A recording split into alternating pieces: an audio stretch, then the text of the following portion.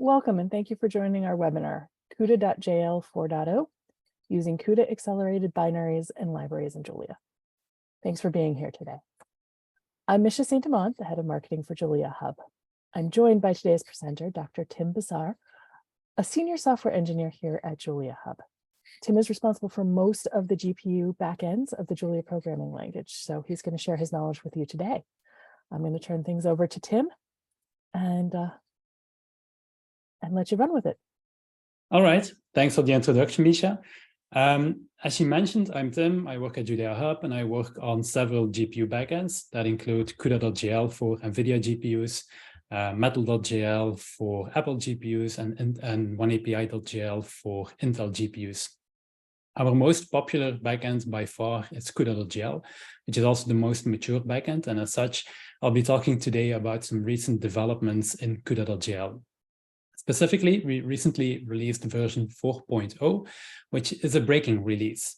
It was a breaking release because it changes how we handle things like the CUDA toolkit and libraries like cuDNN or cuTensor. The main reason we did this breaking release is to let users create and use their own binaries. This wasn't possible before, and it should make it easier to work with existing CUDA software. For instance, if you're incrementally moving a CUDA-accelerated code base to Julia, with these changes, you'll still be able to use parts of the old application. In this webinar, I'll first talk about what this breaking change means for you and how you can adjust your code to it. After that, I'll show you how to use these new features to create your own CUDA-accelerated binaries and how to use them in Julia. So what specifically changed? To make it possible for users to build their own libraries, we've decided to integrate with Julia's binary builder ecosystem. And in order to do so, we need to distribute binary artifacts using what we call JLL packages. After this change, the CUDA runtime, as used by CUDA.jl, will now come from a package named CUDA runtime JLL. You, of course, still need to have a CUDA driver installed, but a GLL called CUDA driver JLL will be used to upgrade the driver if supported by your hardware. And for libraries like cuDNN and cuTensor, you can now get them from, respectively, cuDNN JLL and cuTensor JLL. And the same holds true for other packages like the cuQuantum packages. Of course, usually you won't need to depend on these JLLs directly from your code, so you might not have to worry about this. However, this change from how we managed binaries before to these JLLs has to change a couple of things that may impact your code. For example, before, CUDA.jl supported a couple of convenient environment variables. You could define, for example, the JuliaCUDA version environment variable and to use that to have CUDA.jl use a different version of the CUDA runtime. And you could also define the JuliaCUDA use binary builder environment variable and set it to false if you wanted to use a local version of the CUDA toolkit instead of the ones that we packaged. Sadly, environment variables like this do not work with JLLs. Instead, JLLs need something we call preferences. That's a feature of the Julia language that's predominantly used to configure packages like JLLs. So now, after you import CUDA.jl, you can use a function called setRuntimeVersion to set a preference to influence how the runtime JLL chooses the toolkit. If you call this function with the local argument, it will instead use a local version of the toolkit.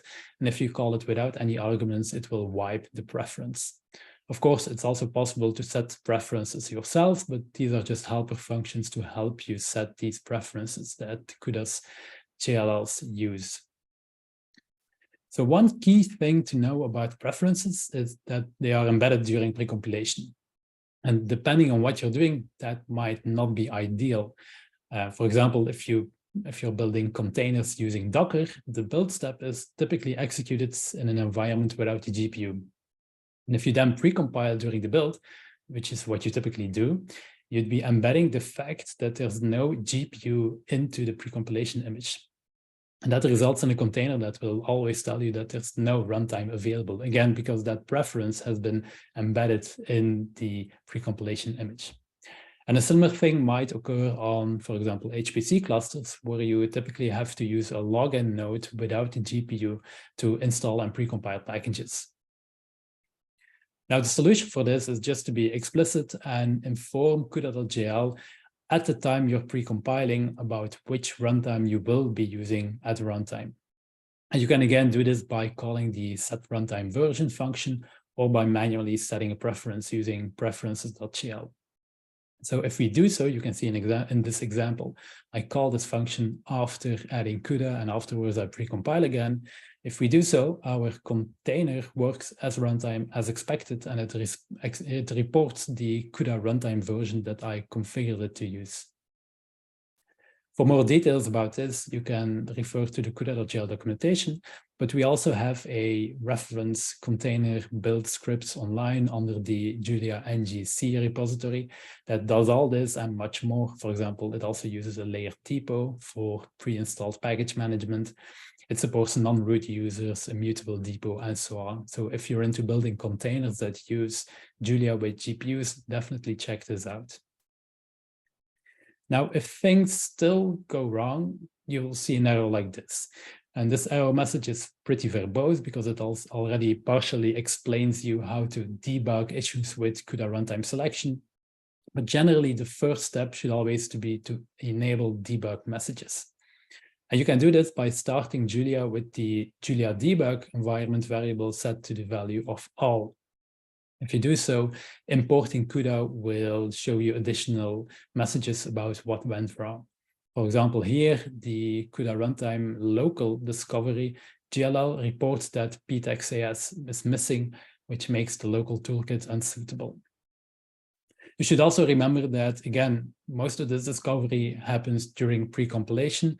So if you run into issues you can't debug, then make sure to enable this environment variable and pre-compile again. And as a result, you'll see additional debug messages during pre-compilation that might help you to debug the issue, what's wrong with your system or toolkit. So again, you might wonder at this point why all these changes, and just to rephrase, they are necessary because it enables us to use GLLs, and GLLs have one big advantage. They make it possible to have external CUDA-accelerated packages that still know how to load a compatible artifact. And before this change, all of the CUDA artifacts were managed by CUDA.jl. So when we wanted to support a new CUDA-accelerated library, for example, Nickel or cuQuantum, all of those artifacts had to be added to CUDA.jl, and there had to be added some code to explain CUDA.jl how to select these artifacts in a compatible manner. That's not scalable, of course, and it's not compatible with maintaining, for example, closed source or proprietary CUDA-accelerated binaries. So with GLLs, we support having external packages that load precompiled CUDA binaries in a way that's still compatible with CUDA.jl and the runtime that it loaded. And the way that works is that it puts the CUDA runtime that has been loaded in the host platform triplet, which is an object that describes your local system. As you can see here, the host platform now includes CUDA 12.1, which is a tag indicating that version 12.1 of the CUDA runtime was loaded. And then when an external GLL gets loaded, it will consult the CUDA tag of the host platform and use that to select a compatible artifact. For example, here it loaded an artifact compiled against CUDA 12.0, which is compatible to a runtime of version 12.1 because of semantic versioning. So again, this change makes it essentially possible to create your own binaries, to put them in a GLL and to load that seamlessly in relation to whatever runtime CUDA.jl has loaded. And in order to validate this functionality, we already moved out a couple of our own library wrappers that were previously defined as submodules in CUDA.jl. CUDA-NN is now moved into its own package. It depends on CUDA-NN GLL. We also moved out CUTensor and CUTQuantum packages, and all these are now fully separate individual packages that nonetheless offer binary functionality in a way that doesn't need modifications to CUDA.jl. And the reasoning for moving these packages out is that these libraries are not part of the CUDA toolkit. They're not used to implement functionality that's expected to be available out of the box. For example, we don't need any of these libraries to enable, say, matrix multiplication or random number generation. That also means that for the foreseeable future, libraries that are part of the CUDA toolkit or libraries that are essential, examples include cuBLAS and cuRAND, are still going to remain a part of CUDA.jl. Now, with these CUDA.jls, there's at least one caveat I want to warn you about. Selection of the CUDA runtime is currently not exposed to the package manager, which means that CUDA.jl will always load the most recent version or whatever version you've configured it to, without checking for compatibility with whatever JLL you may also depend on. And this may result in an incompatible situation where, for example, CUDA.jl loaded CUDA 12.1, but you're using a JLL that only has an artifact for CUDA 11. Both are incompatible, and as a result, the JLL will fail to load an artifact to use. And the solution here is to manually call CUDA set runtime version and to load a compatible version of the CUDA runtime that's, again, compatible with your JLL. That's not ideal, of course, so it's important for packages like cuDNN to have good error messages, but more on that later. So with all that explained, let's have a look at how we actually build our own JLLs. As I mentioned, we're integrating with Binary Builder and the Binary Builder ecosystem, and I'll explain now how to create recipes in a way that they're currently deployed on Yggdrasil, which is the repository of open source build recipes for JLL packages. That doesn't mean that what I'm going to explain here is limited to the open source ecosystem. You can take all this code or take all these techniques and you can apply them privately using Binary Builder and deploy your own private JLLs that depends on CUDA. But essentially, the code is going to be similar. And in Yggdrasil, or with Binary Builder really, we always start with a build tarball script that starts with importing Binary Builder and ultimately has to call the build tarballs function one or more times to generate artifacts. If we want to do this for a CUDA-accelerated JLL, we need to do a couple of things. First of all, start by including the CUDA.jl file that's found in the Yggdrasil repository, because it will give you a couple of essential definitions that we'll use later. And then you need to invoke build tarballs multiple times, once for every supported CUDA version. Here, by example, I'm doing this for 3 CUDA versions. It's not necessary to invoke build tarballs for every CUDA version, because as I mentioned before, there's some notion of semantic versioning. For example, an artifact that's built for CUDA 11.0 will be compatible with every 11.x runtime. So essentially, you only need to build one artifact for every major version of CUDA, but there's exceptions. The main exception is that your application might have some optimized code that relies on functionality from, say, CUDA 11.8. And in that case, it is, of course, useful to include additional builds for, in this case, CUDA 11.8. And that's what I'm showing here. So I'm building one for 11.0, for 11.8 for performance, and then for 12.0 for compatibility again. So then how do you invoke this build tarballs function? Well, the main difference with, or the main addition to what you normally do is that you have to derive a new platform and a new list of dependencies. The new CUDA-specific platform will have to include a CUDA tag indicating for which CUDA version this artifact is. And then the dependencies need to include 2 additional CUDA JLLs. First and foremost, the most important JLL here is the CUDA runtime JLL. That's runtime dependency, and it'll make sure that the necessary CUDA libraries are available at runtime. But we also have a build dependency called CUDA full JLL, which is going to make sure that the entire CUDA toolkit is going to be available during the build of your artifact. And then with these modified platform and definitions, you can invoke build tarballs. Note that we're also setting the platform augmentation block with a value that we got from including CUDA.jl script from Yggdrasil, and that argument will inline some additional magic code in the JLL that will be responsible for selecting the most appropriate artifact based on the available CUDA runtime. One additional detail here is that for some artifacts, it might be interesting to include a build that doesn't rely on CUDA. For example, if your library supports GPU acceleration, but also supports CPU execution. You can do so by setting the CUDA tag in the platform to the string none and dropping the build dependency.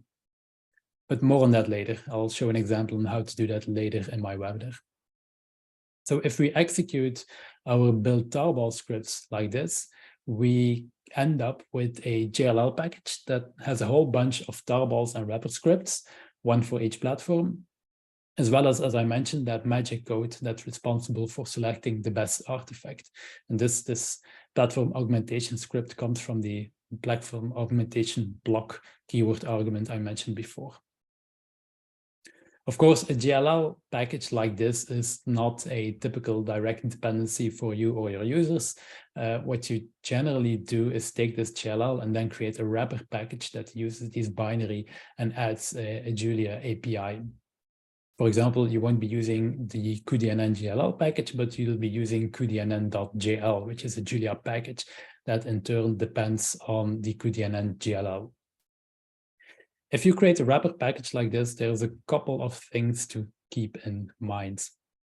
Note that we're actually still figuring out the actual guidelines here and recommendations ourselves, but at least I have a couple based on, or at least, well, based on how you're depending on CUDA.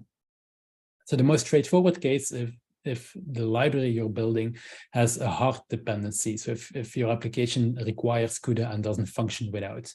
It is also possible to build JLLs that have an optional dependency on CUDA, and either, depending on the fact whether the API differs or not, I'll have some other recommendations to make.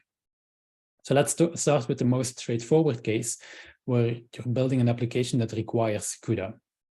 In that case, you just simply package up the application as a single JLL. You make a wrapper package that depends on that JLL and also includes a dependency on CUDA.jl. And that's essentially it. There's nothing else you should do. All of the artifact selection happens automatically. However, for the user friendliness, there's a couple of recommendations to do during module initialization with respect to error messages and guiding your users towards a functional environment. For example, you might want to check whether the CUDA.jl package is functional and throw an error if not. That would protect your users from depending on your package and inadvertently ending up with a package that doesn't work because they don't have a GPU. So it's useful to add an error message or at least a warning for that in your module initialization method. It's also recommended to check if your JLL is available. As I mentioned before, there may be an incompatibility between the selected CUDA runtime version and what your JLL supports. And in that case, you might want to give a better error, for example, instructing the user to select a different CUDA version by calling the set runtime version function in CUDA.jl. Next, there's libraries that optionally depend on CUDA. And in some cases, you don't really care about which version was loaded. For example, the API may be fully identical. Sometimes the library is just GPU accelerated, in other cases it's not. And in that case, you can again just use a single JLL, but you should also add an artifact for the case where CUDA is not available. And this can be simply done by including a build where the CUDA version was set to none. And essentially that's it again. At runtime, the JLL will simply check if CUDA is available. If it's not, it will load the fallback artifact. If CUDA is available, it will load an appropriate one according to the compatibility rules. Your wrapper doesn't even have to depend on CUDA.jl for that. But if you do, for example, to implement some functionality or to print some information about the GPU, then it's recommended to use a package extension for that CUDA-specific code in order to reduce load time on systems without the GPU for users that are using the CUDA equals none artifact. And then finally, there's the case where you might want to separate both builds of your application, that is the GPU accelerated one and the non-GPU accelerated one, into separate JLLs. And the reason you might want to do that is, for example, API differences. We've actually encountered a library recently where the GPU version was much more limited than the CPU version. So even in the GPU accelerated case, we would also need the CPU artifact or the non-accelerated artifact in order to fill out the missing functionality. Now, we solved that by generating two JLLs, one for the unaccelerated build and one for the CUDA-accelerated one. And then the wrapper package depended on both, such that you always have all of the functionality available. Of course, you will have to expose this GPU functionality in one way or another. This can be done using multiple dispatch, for example, by adding methods that take CURA arguments. Or you can do this by checking GPU availability at initialization time and, for example, setting a global flag you then depend on in your wrappers to dispatch to either the GPU accelerated case or the CPU case. In any case, it's again recommended to put all of that GPU-dependent or CUDA-dependent code in a package extension to improve load time for other users.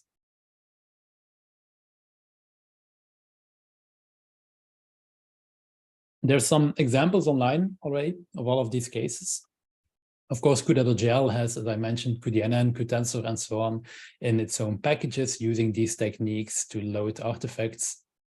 As an example of the first category of dependencies where CUDA is a hard dependency, we have amgx.jl, which depends on the amgx JLL, which is a library by NVIDIA that has a hard dependency on CUDA. Not surprisingly, there's extra.jl, which is a library that features optional CUDA acceleration, but the API between the accelerated and non-accelerated case is identical. So they include a CUDA equals none artifact. And then for the last example, there's libxc.jl, which also features optional acceleration, but it uses two JLLs for that because, as I mentioned, the GPU API is much more limited than the CPU API. So the wrapper package needs to have access to both JLLs. That's it for the binary artifacts part of this webinar. But I'll end with a brief overview of some other interesting features that are also part of CUDA.jl 4.0. By popular demand, we've reinstated the memory limits. There's now 2 environment flags that you can use to limit CUDA.jl's memory usage. First, there's a soft memory limit. This is the recommended flag to use because it doesn't hurt performance. The disadvantage of this flag is that it occasionally allows memory usage to exceed the configured limit, and that may happen in between synchronization points. As soon as the GPU synchronizes, then memory usage will drop back to the limit you've configured. In the case that's unacceptable, you can use our hard limit, but that's much more expensive to guarantee. And you can set these environment variable to a number of bytes, either specified as an absolute value or as a percentage of the total memory of your GPU. Another breaking change that's worth mentioning is the removal of the NVTX submodule. NVTX got promoted to its own separate package. If you're not familiar with NVTX, it's a library by NVIDIA that provides functionality to annotate events and code for use with NVIDIA profilers. And the advantages of it being a separate package is that you can depend on it without having to depend on CUDA.jl, which makes it much easier to embed it in arbitrary functionality and use it to enrich your profile traces with in a way that's compatible with CPU execution. NVTX.jl also supports the latest NVTX API, which CUDA.jl didn't use to support. It also integrates with the Julia garbage collector, and that can be very helpful to explain pauses in your application timelines. And finally, there's also been a great deal of improvements to our sparse wrappers. Most importantly, many more operations on arrays are now supported. We also added a whole bunch of low-level wrappers for new functionality. However, it's still important to remember that because we don't have many native sparse GPU kernels yet, and that as a result, we mostly rely on the functionality from the cuSparse library, our GPU sparse array types are in general purpose yet. So you can't expect to take a full-blown application and just switch from the CURA type to a sparse CURA type. CUSparse still has to be used carefully based on you knowing which functionality exists in the NVIDIA CUSparse library. But nonetheless, the way to do so has been greatly improved. So if you've been bitten by CUSparse limitations in the past, I definitely recommend you to take another look at the current state of the package. And I'm going to end with that. That's a brief overview of the improvements in CUDA.jl 4.0. I hope it's been useful. Remember that these developments I explained here are relatively recent. So if you have questions or improvements, don't hesitate to reach out. I think we have plenty of time for questions, Misha. Yes, we do have time for questions. I haven't seen any in yet, but please, if you do have any questions for Tim, we can take a few minutes now and you can type them in the Q&A dialog box.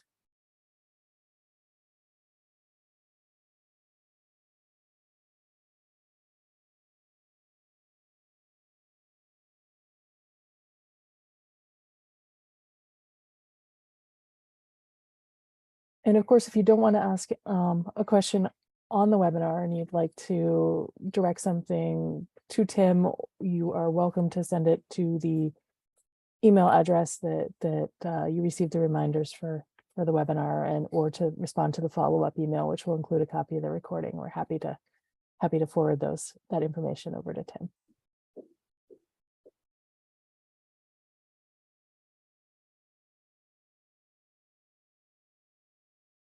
Let's give folks another minute to see if anybody has questions.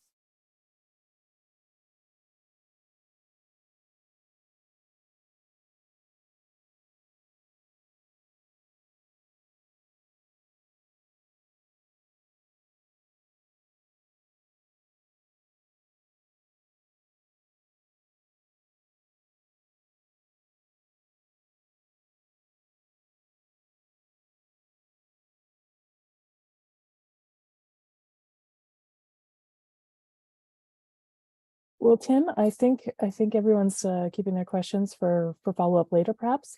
So as I said, you're welcome to respond to the email that provides the link to the webinar recording afterwards.